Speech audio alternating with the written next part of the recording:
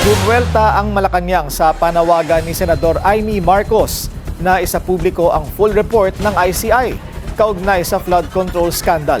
Selective daw kasi kung pumuna ang presidential sister. Yan ang agenda report ni Ivy Reyes.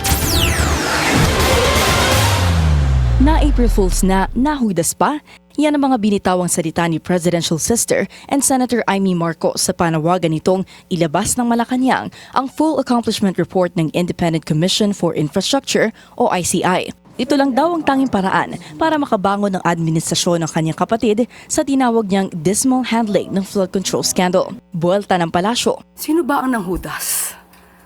Sino ba ang nanloko?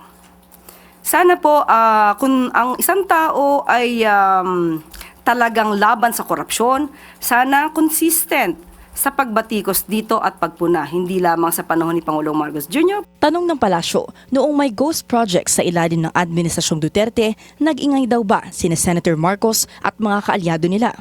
May isinumite naman daw ng accomplishment report ang ICI, kaya hindi masasabing wala itong ginawa. Pero hindi sinagot ng Malacanang kung isusulong ng Pangulo na ilabas ng Department of Justice o Office of the Ombudsman ang full report ng komisyon.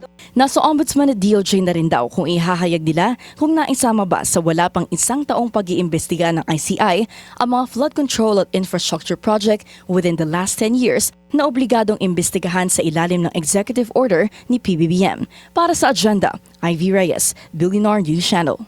Manatiling nakatutok sa Billionaire News Channel. Sumubaybay sa aming social media accounts at mag-subscribe sa aming YouTube channel para sa mga eksklusibong balita at storya.